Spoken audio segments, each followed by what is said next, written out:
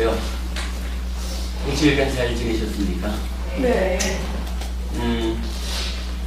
지난 법회에서 제가 이해하는 바 불교의 중심이라는 주제를 말씀드렸죠. 몸과 말과 만으로 행위를 하는데 이 행위에는 찢다라고 하는 말이 원인이 된다. 그래서 찢다가 원인이 돼서 몸과 말과 만으로 행위를 하는데 행위의 결과로 괴로움이거나 괴로움의 소멸, 행복이 만들어진다. 그랬을 때 왜 누구는 똑같이 찢다가 몸과 말과 만으로 행위를 하는데 괴로움을 만들고 누구는 행복을 만들까? 라고 했을 때 탐진치라고 하는 나의 내면에서 생기는 어떤 작용이 있어서 탐진치가 찢다를 오염하면 오염된 찢다가 몸과 말과 만으로 오염된 행위를 해서 괴로움을 만들고 어떠한 노력에 의해서 탐진치로부터 찢다가 벗어나서 청정해지면 청정한 찢다가 몸과 말과 만으로 청정한 행위를 해서 괴로움의 소멸을, 즉 행복을 만든다. 이 말씀을 드렸어요. 제가 아는 한 부처님 가르침은 요 단순한 표현이지만 이러한 업의 원리에 의해서 전개되는 내 삶의 현실 위에서 설해지고 있다. 이러한 내 삶의 현실 위에서 설해지는 부처님 가르침이 한쪽으로는 이 찢다란 어떠한 것일까? 원래 있는 것일까? 아니면 형성된 것일까? 하는 측면에서 좀 더 확장이 되고 반대쪽에서는 이 괴로움이라는 것은 어떠한 것일까? 어떠한 괴로움이 있어서 그 괴로움이 우리 삶의 현실로 내가 겪어야 하는 것일까? 하는 쪽으로 확장을 해나가면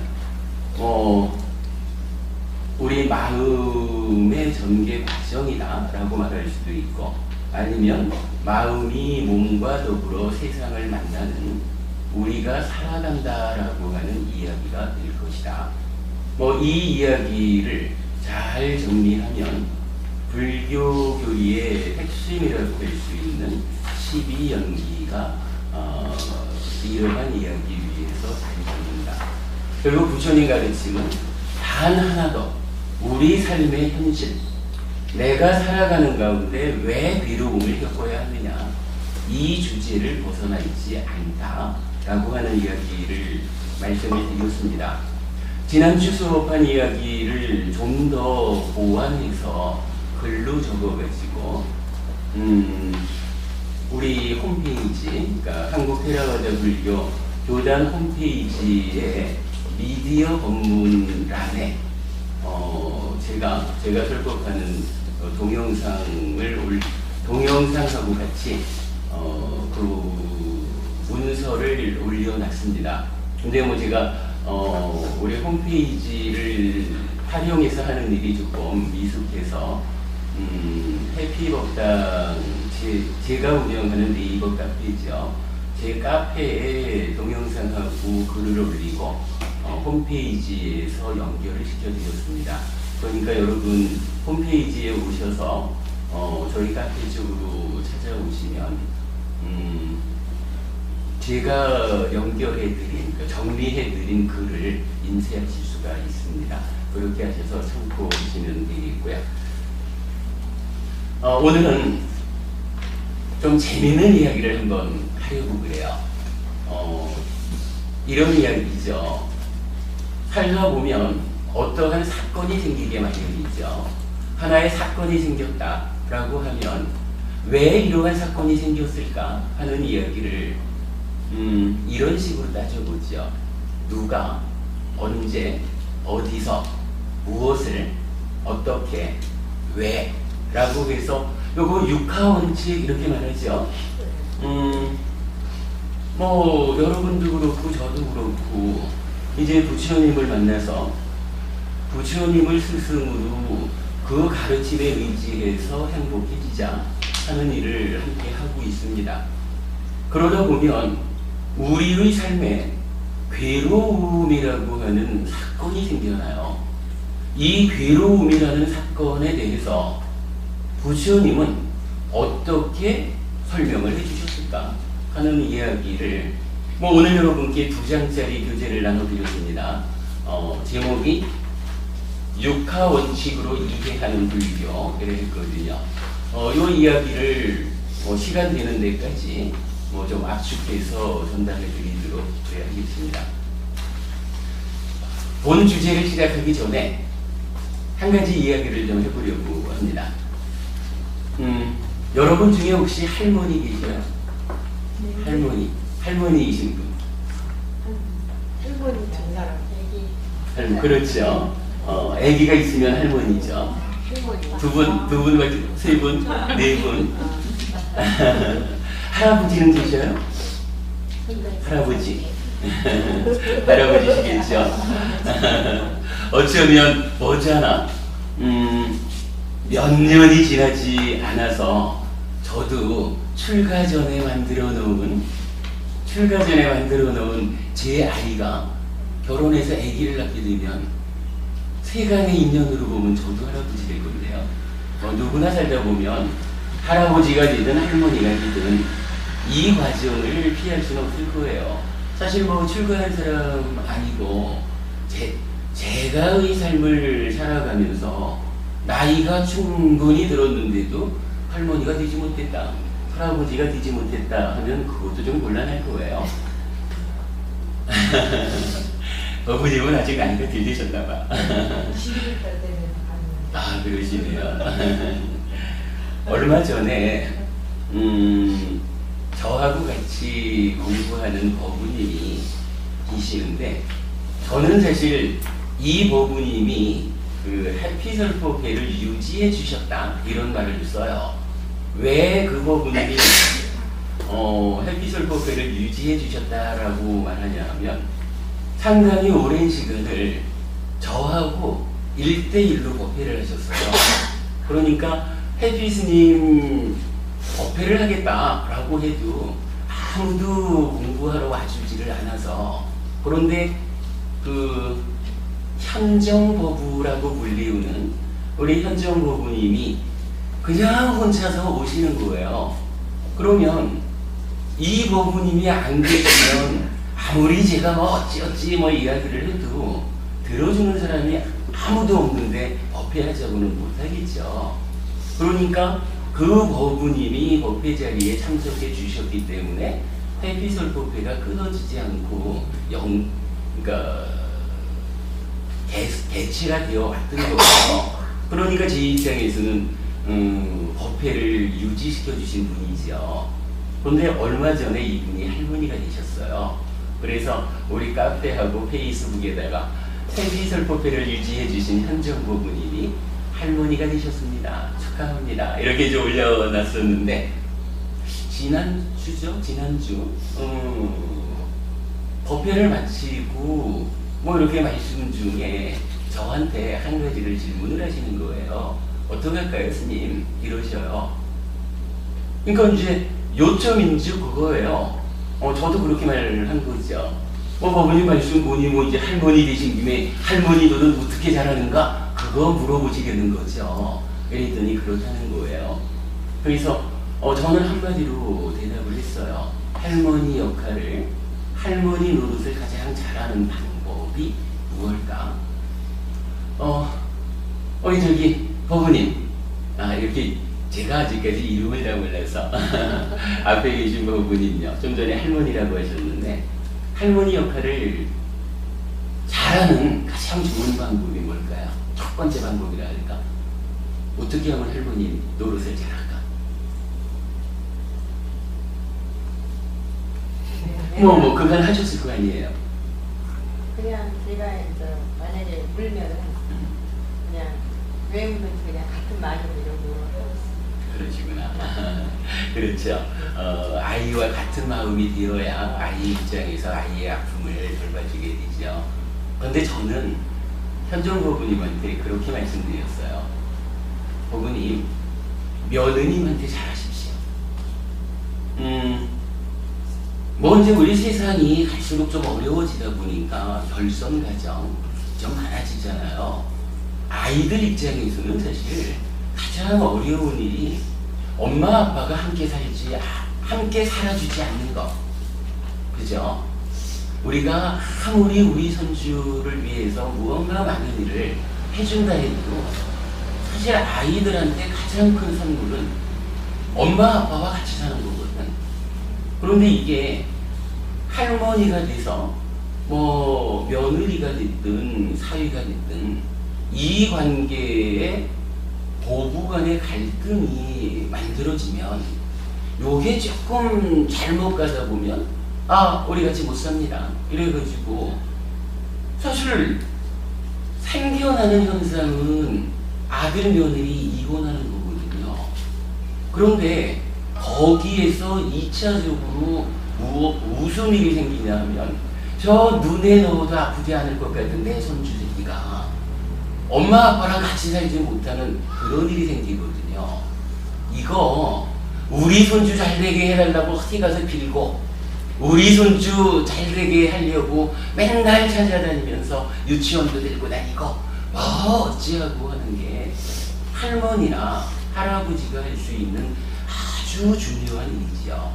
그러나 그 이전에 정말 큰 일은 뭐냐 하면 아이가 엄마 아빠와 함께 살 수 있도록 해주는 거예요.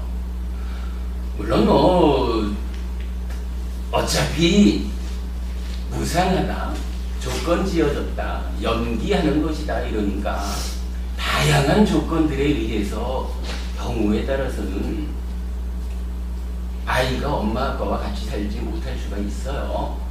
그러나 지금 우리는 할머니 할아버지의 입장에서 따져본다면 내가 할 수 있는 일은 오직 그거 한 가지가 가장 우선해야 된다.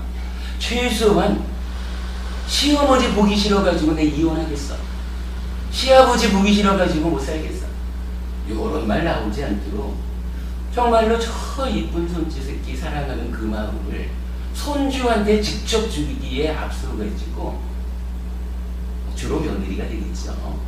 며느리를 사랑하는 시어머니, 며느리를 아끼는 시아버지가 되어가지고 요 며느리가 내 아들 곁에 함께 살고 싶어 하게 그렇게 만들어주는, 물론 역의 경우도 다 동일하겠죠. 아마도 그것이 부처님으로부터 행복해지는 방법을 잘 배우는 제자들이 할머니 노릇, 할아버지 노릇 잘하는 방법이 아닐까, 그런 생각을 해봤습니다. 하여간 오늘 수업에 앞서가지고 많이 조금 이상해졌다. 그러니까 할머니, 할아버지 역할을 잘하는 일이 현재 내가 행복해지는 일이다. 그렇죠?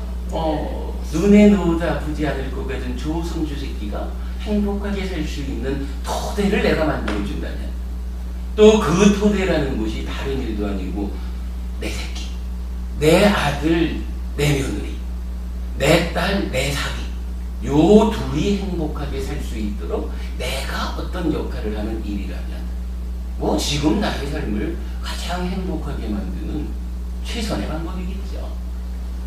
그거 우리 좀 생각하기로 하고 한 30분 남은 시간 동안에 그래요, 육하 원칙으로 이해하는 불교 요 주제를 좀 말씀 나눠보겠습니다. 예, 교재 나눠드렸으니까 한번 읽어볼게요.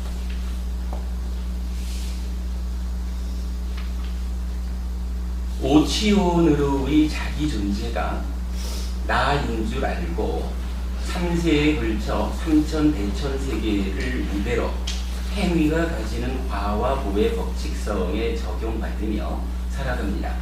그러니 업을 잘 지어 자기 존재로서의 삶을 행복하게 하고 궁극에는 자기 존재의 소멸을 통해 완전한 행복에 이룹니다. 해탈이고 열반을 실현하는 겁니다. 뭐 괴로움이 생겨나는 하나의 사건 이렇게 시작을 해봤지만 사실은 뭐 우리가 산다는 자체가 해탈에서 윤회에서 벗어나지 않는 한 어떤 형태로든 괴로움 가운데 있다라는 거죠. 뭐 현재 내가 잘 살아가지고 갖고 싶은 거 다 갖고 좋아하는 사람 다 내 편이고 이렇게 산다 그래도 거기에 시간이라는 조건이 하나 딱 도입되면 머지않아 늙어서 죽을 것이야. 뭐 이런 늙고 죽는 괴로움까지도 결국은 내 삶에 함께하는 거거든요. 그래서 괴로움이라는 사건이 어떻게 발생하는 것이냐라는 것은 현재 내가 어떻게 살아가는 것일까 그 얘기와 같을 겁니다. 이렇게 생각을 해본 겁니다.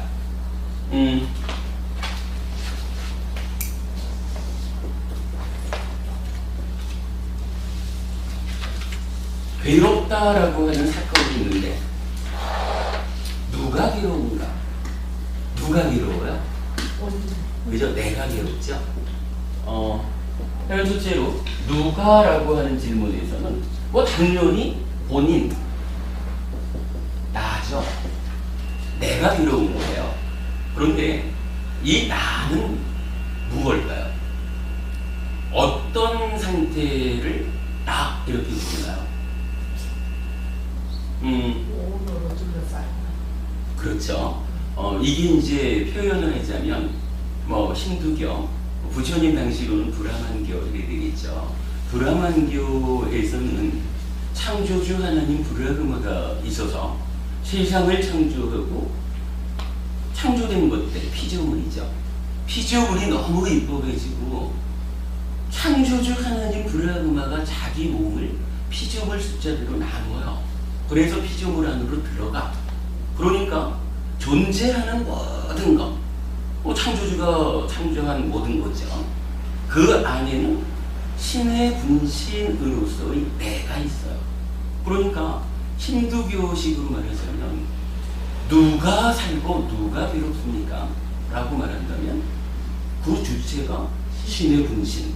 신의 분신 뭐라고 하냐 하면 아트만이라고 하는데 요거 중국 사람들은 나자를 써서 아라고 번역을 했어요.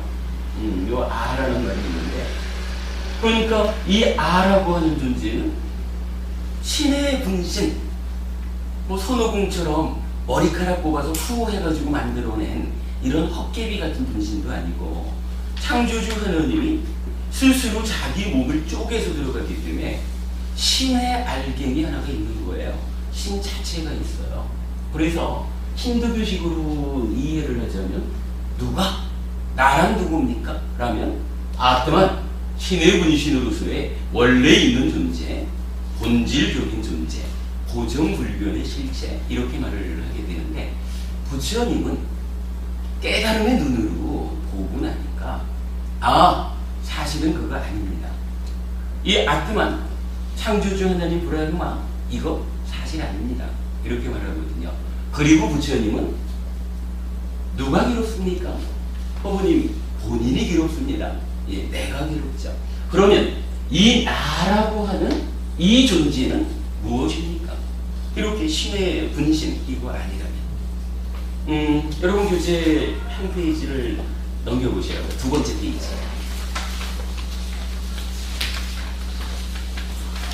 두 번째 페이지 보시면 자기존재경이라는 경전이 있어요.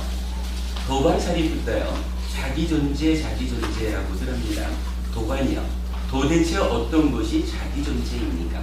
지금 여기서 말하는 나라고 하는 이야기를 하는 거예요. 나라고 하는 존재, 자기존재. 도반이요. 취착된 5가지 무더기, 오치오니 자기존재라고 세존께서는 말씀하셨습니다. 사리푸타 존재한테 자기존재, 이 나라는 게 무엇이요? 이렇게 질문을 하니까 사리푸타 존재는 그렇게 답변하는 거예요. 오치온이라는 것이 있습니다. 부처님께서는 오치온이 바로 나다라고 가르쳐 주셨습니다. 그렇게 말씀을 하셔요. 그러니까 부처님 말씀에 의하면 나라고 하는 것은 사카야라고 해서 오치온이다 이렇게 말을 해요. 뭐 여기서 뭐 오치온이 무엇냐를 설명할 이유는 없을 것 같아요. 여러분 다 아실 거고요. 기본적으로 색소상행식이라고 하는 오온이 있죠. 5가지 무더기로서 나를 구성하는 거죠. 그런데 그 5가지 쌓임 자체가 내가 아니라 이 색소상행식이라는 5가지의 쌓임에 대해서 집착했다 이거죠. 붙잡아버렸다. 어떻게 붙잡는지 잘 모르겠지만 하여간 오온에 대해서 집착을 하면 이 집착된 상태로서의 오온, 즉 오치온이 내가 되어서 나야라고 하는 주인공이 되어서 살아가는 거예요. 일단 요거 제 얘기 아닙니다. 자기존재경에서 사리푸타 존재께서 나라고 하는 이 존재, 자기 존재, 무엇이 자기 존재입니까? 라고 하니까 사리푸타 존재가 분명히 부처님의 말씀을 빌어가지고 오치온이 자기 존재입니다. 라고 부처님이 알려주셨습니다. 이렇게 말씀하신 거죠. 요 단어 하나는 여러분 기억해 주시는 게 좋을 거예요. 사카야라고 하는 단어가 있습니다. 사카야. 요게 자기 존재라고 우리가 이해를 하는 거고, 이 자기 존재는 오치온이다 라고 하는 거. 기본적으로 약간 괴롭다. 누가 괴롭습니까? 내가 괴롭습니다. 나는 무엇입니까? 오치온입니다. 이렇게 한 가지를 기억하기로 하시고요. 자, 다시 또 앞으로 돌아오겠습니다. 선생님 발음이 O가 아니고 A예요? 응? 어디에요? 여기가 O.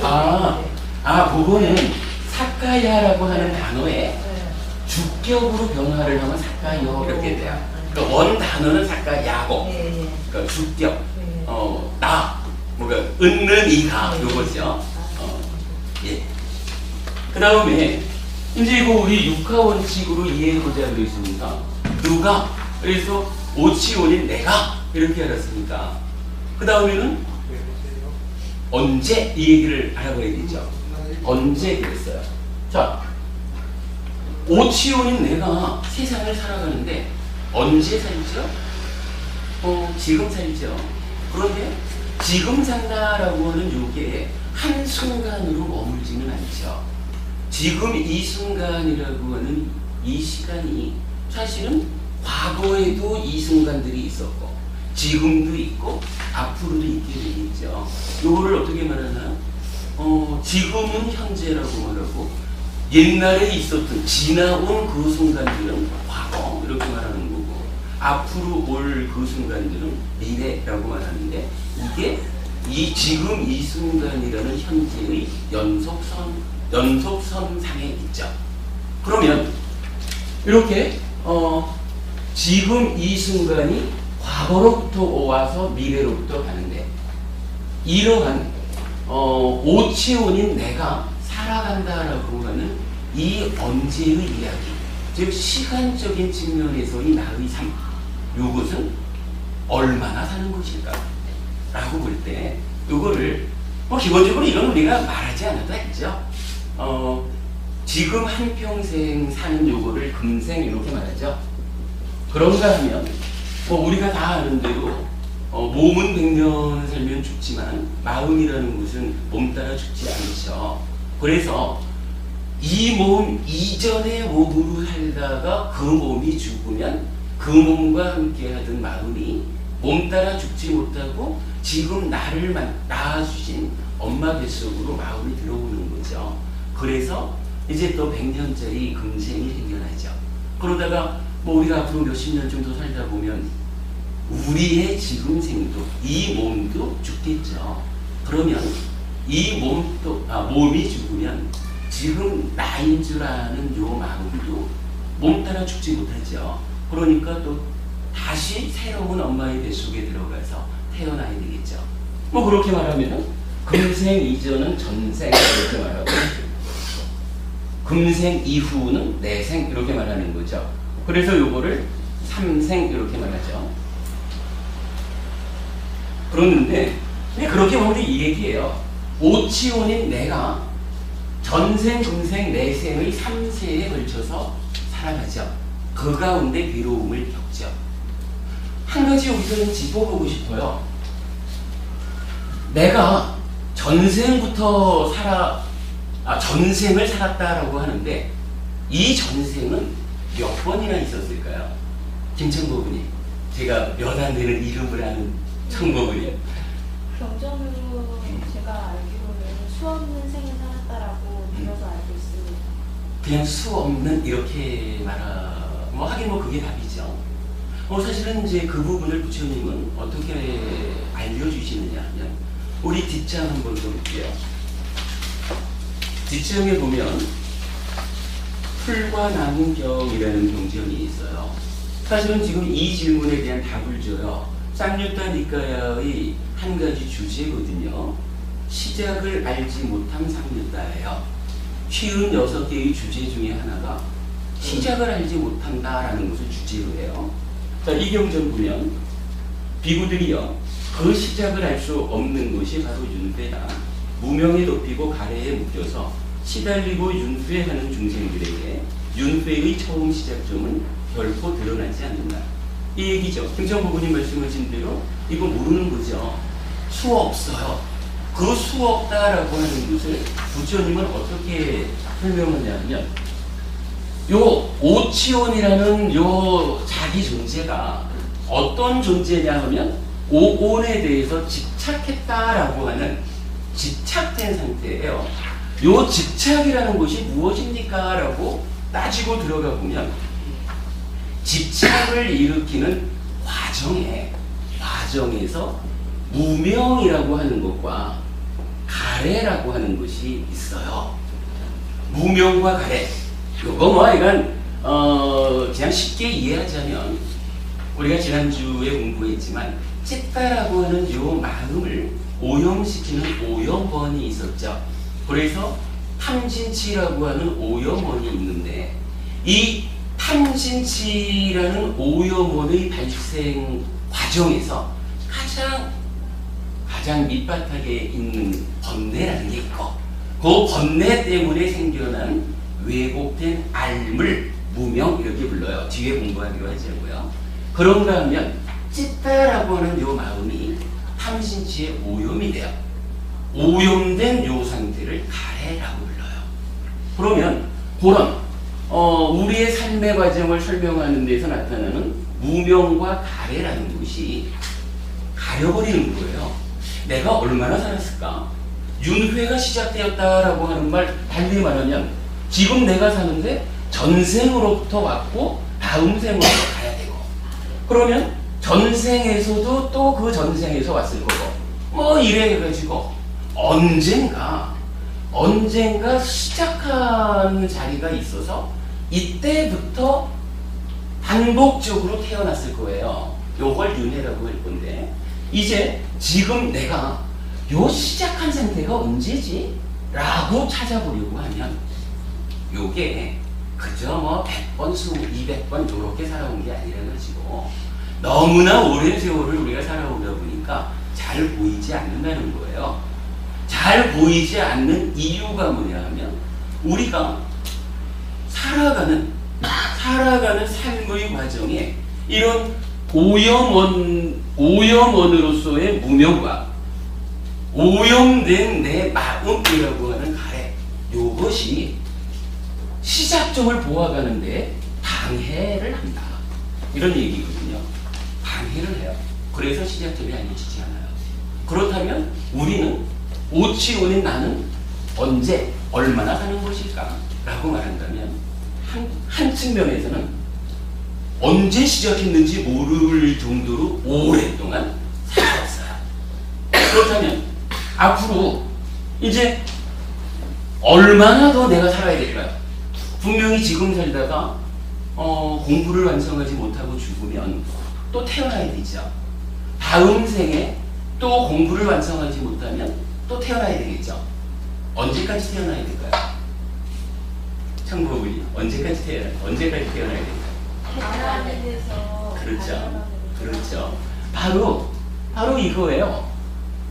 윤회의 시작점을 보지 못하게 방해하는 요거 무명과 가래라고 하는 요 두 가지를 완전히 소멸시키면 그 상태를 우리가 해탈했다 이렇게 말하고 열반을 성취했다 라고 말하고 자기 존재를 소멸시켰다. 이렇게 말하죠. 아라한 되었다. 이렇게 말하는 거죠. 최초의 아라한이 누구죠? 최초의 아라한이 부처님이죠. 결국 우리가 언제라고 하는 시간적인 측면에서의 내 삶, 이 부분을 보면 답은 아주 단순해요. 시작한 거는 모릅니다. 요거 내가 공부를 완성해서 아라한이 되면, 달리 말해서 방해되는 것으로의 무명과 가래를 제거하면 그때 알 것입니다. 왜? 방해가 없으면 알게 되겠죠. 그리고 언제까지 내가 살아야 합니까? 라고 말하면 동일한 이야기고, 내가 공부를 완성해서 가래와 무명을 완전히 소멸시켜서 오치온이라는 자기 존재, 이랬지만 어쨌거나 중생으로의 나, 이 나라는 자기 존재를 소멸해서 아라한 될 때까지, 그때까지 살아야 됩니다. 요거요, 잘하면 여러분들이 정말로 절박감을 가지고 최선의 공부를 실천하면 요거 금생에도 가능한 겁니다. 경전에서는요 7일 만에도 가능하다 이렇게 말하는 거거든요. 그런데 요게 공부가 부족하면 금생에 깨닫지 못할 확률이 사실은 좀 높죠. 그리고 이게 공부가 뒷받쳐주지 않으면 언제 깨달을 것이다 라고 사실은 보장이 안 되죠. 언제까지 우리가 괴로움 가운데의 삶을 반복해야 될지 모르는 거예요. 사실 뭐 여러분하고 저하고 뭐 이렇게 함께 모여서 공부하는 이유가 뭡니까? 이 무명과 가래라고 하는 방해를 빨리 제거하고 우리도 괴로움 가운데 살아야 되는 이러한 삶을 소멸하자. 괴로움에서 벗어나자. 뭐 요거를 궁극적인 목적으로 삼고 이렇게 공부하는 거죠. 예, 일단 누가 사카야 오치온인 자기 존재 내가 언제 이러면 전생 금생 내생의 3세를 살아가야 됩니다. 그런데 그게 하여간 언제부터 시작해서 언제까지 갈지는 누구도 몰라요. 오직 자기 스스로가 공부를 완성할 때 끝남이 실현되고 그 끝남의 자리에 가야 언제 시작했는지 알 것이다. 이렇게 보면 되겠죠. 자, 언제라는 부분을 보았고요. 그 다음에 세 번째로 어디서라는 부분을 또 보아야 되겠죠. 우리가 하여간 오치온인 내가 3세에 걸쳐서 살아가는데 어디서 사나요? 그러니 우리가 어디서 살아요?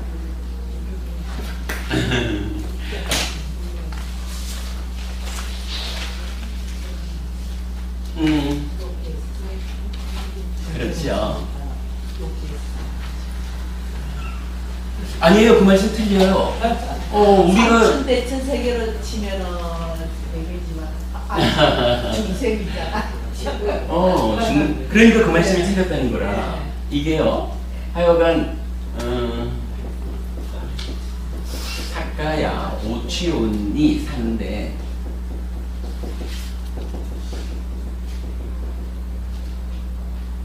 (3세에) 걸쳐서 살아요. 그런데 어디서 사느냐라고 말하면 중생이기 때문에 욕계에 산다라고 하는 것은 분명히 틀렸습니다. 알겠습니다. 아시겠죠? 중생, 즉 집착함이 있어가지고 사카야라고 하는 자기 존재로 살아가는 요런 상태를 중생이라고 말을 해요. 요 중생이 사는 세상을 경전은 어떻게 설명하냐 하면 어느 만큼 집착하느냐의 수준에 따라서 욕계라고 하는 세상이 있다. 색계라고 하는 세상이 있다. 무색계라고 하는 세상이 있다. 이렇게 말을 해요. 욕계, 색계, 무색계라고 하는 세상이 있는데 오치원인 내가 욕계, 색계, 무색계라고 하는 3계에서 3생에 걸쳐서 살아가는 거야. 이렇게 말을 하거든요. 욕계, 색계, 무색계라고 하는 요 세상은 어떻게 또 구성이 되어 있느냐 하면 기본적으로요. 욕계라고 하는 세상은 사실은 이제 요 욕이라고 하는 말이 좀 어려운 단어예요. 이거 까마라고 하는데 이거 그냥 개념적으로 한 가지만 이야기를 할게요. 우리가 안이비설신의 육근 또는 육네이처 이렇게 내가 되어서 살아가죠. 그런데 요 만어가 단말을 직접 감각하는 요 영역은 좀 빼놓고 그러면 안이비설신의라고 하는 몸이 남죠. 안이비설신의 몸으로 색성향 미촉이라고 하는 각각의 대상. 그러면 색성향 미촉이라고 하는 무슨 눈 안이비설신의 각각의 대상 이렇게 말하지만 합쳐서 말하면 이게 물질로 된 세상을 말하는 거겠죠. 물질 세상. 그러면 내가 요 몸을 가지고 만나지는 물질 세상에 대해서 요건 내 거라고 하는, 그죠? 몸으로 만나지는 물질 세상에 대해서 좋은 거는 내 거, 싫은 거는 싫어 하고 배척하는 요러한 작용을 까마라고 불러요. 대략적으로 여러분. 그러면 욕계, 색계, 무색계라고 말할 때요, 요 욕계라고 하는 세상은 기본적으로는 내 삶의 중심을 몸에 두고 몸으로 만나지는 물질 세상에 대해서 얼마나 많은 것을 내가 원하는지, 그 원하는 것이 얼마나 구해지면 그 성취 정도를 가지고 즐겁다, 행복하다. 그게 성취되지 않으면 괴롭다, 싫다, 가슴을 치는 뭐 이런 세상, 이렇게 말을 이해를 하시면 됩니다. 하여간 욕이라는 말의 원어가 까마예요. 그런 의미. 그런데 이 욕계 세상은 이렇게 구성이 돼요. 여러분 다 잘 아시는 거지만 몸으로 만나는 물질 세상에 대해서 내 거 하고자 하는 요 마음이 너무너무 강하면 내가 원하는 거는 산더미 같은데 구해지는 거는 뼈만큼밖에 안 돼. 그러면 이거 뭐 표현하자면 100% 괴로운 삶을 사는 거겠죠. 표현하자면 이러한 의미를 지옥 이렇게 말해요. 지옥보다는 조금 높은 상태를 뭐라고 할까요? 지옥 위에 여러분 뭐가 있죠? 순서가요. 예, 아니에요. 이게 우리가 일반적으로 아는 거하고 경전이 알려주는 거가 조금씩 달라요. 말씀하셨던 연옥은 안 나타나고 아마 뭐 지옥이 있겠지. 지옥 위에 뭐가 있냐 하면 축생, 짐승 세상이 있어요. 그리고 축생 위에 아귀가 있어요. 그러니까 아귀라고 하는 세상이 우리는 그냥 뭐 늘 머리도 이만하고 몸통도 이만한데 목은 실같대 이래서 이래 말을 하지만 경전에서 알려주는 그 살아가는 형태들로 보면 짐승보다는 한 단계 위에 있는 존재가 아귀예요. 그러면 아귀 위에 뭐가 있을까요?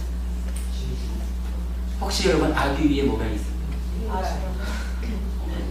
답은 인간이에요. 여기 인간이 있는데 보통 이제 말씀하신 그 수라가 있잖아. 아수라. 아수라라고 하는 존재는 니카야에 나타나요. 아수라가. 그래서 아수라하고 33천의 신들하고 전쟁을 하고 뭐 이런 이야기가 니카야에 나오는데 요 아수라가 그렇다고 지옥, 축생, 아기, 인간 이렇게 말하는 어떤 하나의 세상을 구성하지는 않아요.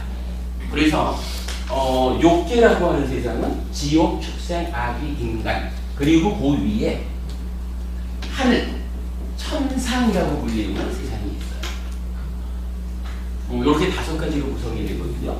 그런데 요 천상이 욕계에 속하는 하늘이 6개가 있어요. 그래서 6하늘을 욕계, 육천 이렇게 불러요.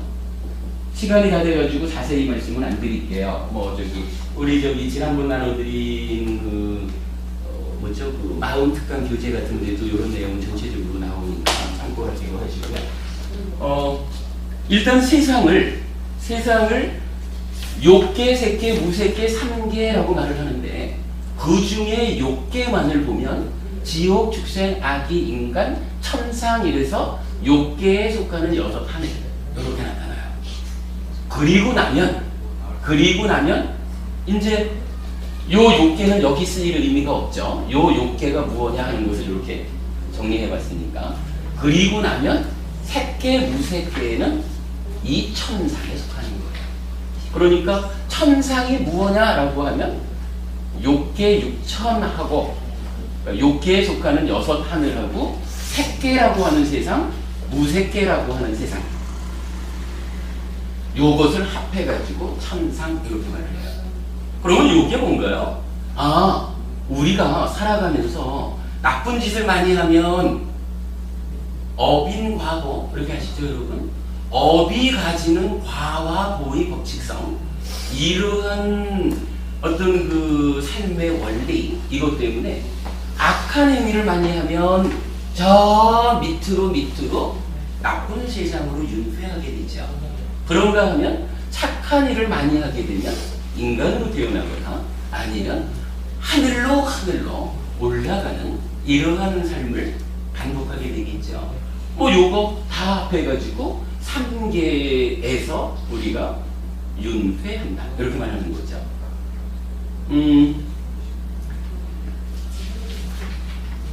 저기 두 번째 장에 보면 아비부경이라는 경이 있어요. 이거 제가 좀 써요. 아비부경이라는 경전. 그때 아난다 존자가 세존께 다가갔다. 가서는 세존께 절을 올리고 한 곁에 앉았다. 한 곁에 앉은 아난다 존자는 세존께 이렇게 말씀드렸다. 세존이시여, 저는 세존의 면전에서 아난다여, 아비부라는 십기 세존의 제자는 범천의 세상에 있으면서 천의 세계의 목소리를 듣게 한다라고 들었고 면전에서 받아지녔습니다. 세존이시여, 그런데 세존께서는 아라한이고 정등각이신데 얼마나 많은 세계에 세존의 목소리를 듣게 할 수 있습니까? 아난다여, 그는 제자였을 뿐이다. 열애들은 그 경지를 측량할 수 없다. 동일한 반복이 지속되고 밑에 와서 세 번째로 다시 물으니까 부처님께서 아난다여, 그대는 천의 작은 세계, 소천 세계에 대해서 들어본 적이 있는가? 라고 말씀하시고 뒷장에서 이제 이어서 여러분 보시면 부처님이 뭐라고 말씀을 하시느냐 하면 열애는 원하기만 하면 삼천 대천 세계의 열애의 목소리를 듣게 할 수 있고 원하는 만큼 할 수 있다 이렇게 나타나거든요.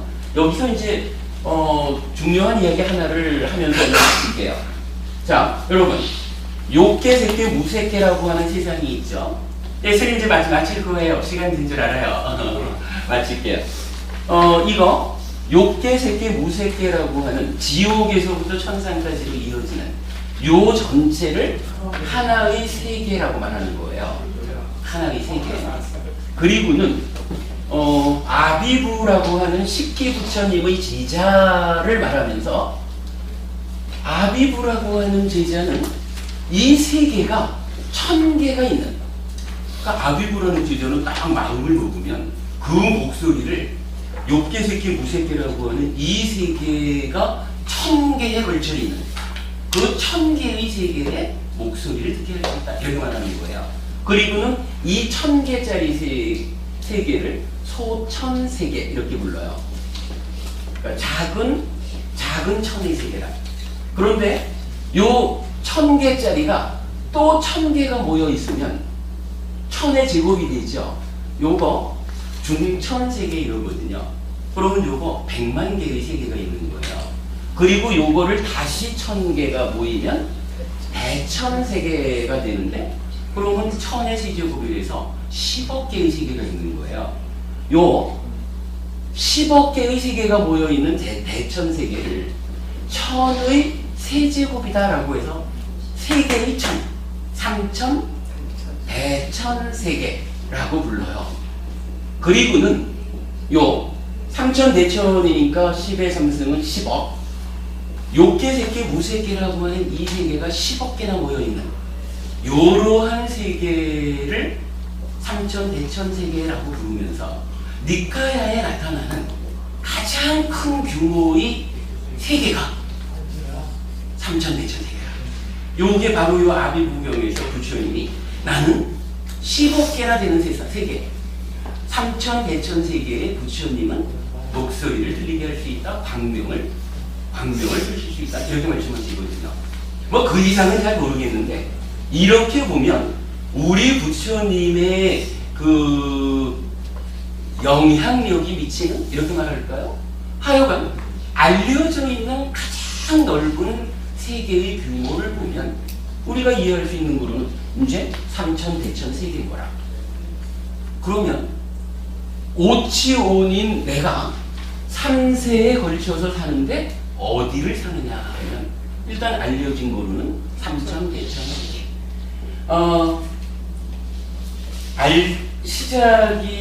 시작을 알지 못한 쌍유타를 좀 전에 봤는데 그 중에 9번째 경전이 막대기경이라는 경전이 있어요. 막대기를 하나 던지면 이게 아래부터 떨어질지 중간부터 떨어질지 위에부터 떨어질지 모르죠. 우리가 살다가 죽으면 다음 생으로 가야 되잖아요. 막대기경에서는 이렇게 말해요. 무명에 높이고 가래에 묶여서 치달리고 윤회하는 중생들은 마치 막대기가 던지면 어디가 먼저 떨어지는지 모르듯이 때로는 이 세상에서 저 세상으로 가기도 하고 때로는 저 세상에서 이 세상으로 오기도 하고 이렇게 표현을 하셔요. 그럼 요거 어떤 이야기일까요? 삼천대천세계라고 하는 이 넓은 영역 가운데 지금은 내가 지구라고 하는 이건 요 세상에 살고 있지만 다음 세상, 죽어서 다음 세상에 태어날 때는 어쩌면 말이죠. 요게 지금은 우리가 그 원만이 하나 날라오면 외계인 이러잖아요. 어쩌면 우리가 죽어서 다음 세상에는 저 외계인들이 세상에 살면서 지구인들을 보고 외계인 이럴지도 모르는 거예요.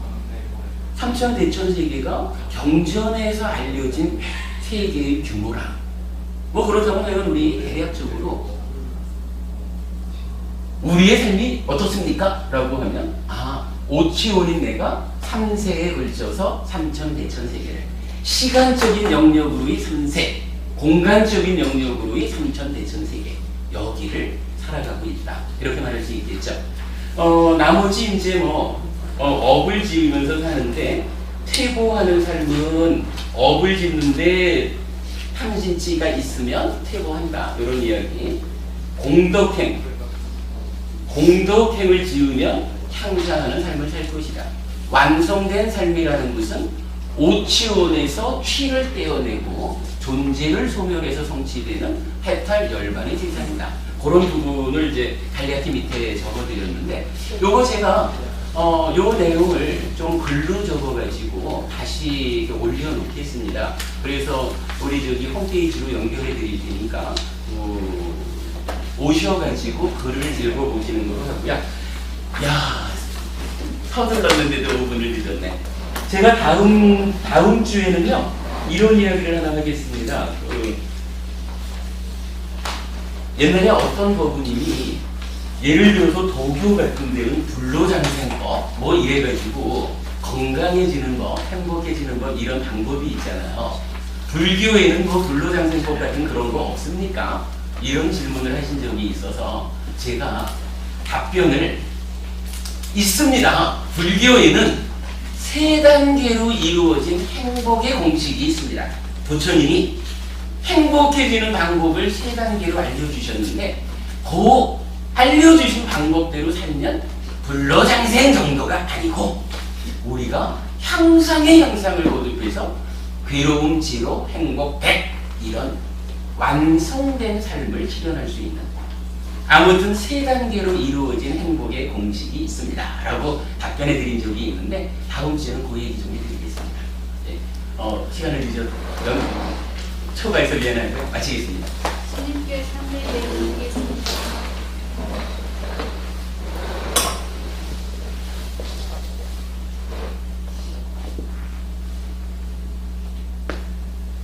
추석 명절입니다. 경전에 의하면 사랑하는 것들로부터 괴로움이 생긴다라고 합니다. 까마가 치성하고 서로에게 기대감이 높아서 그렇습니다.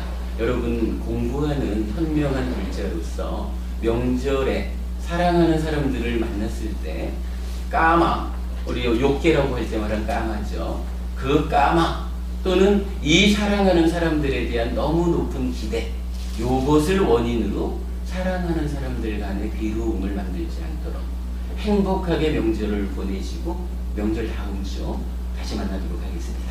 감사합니다.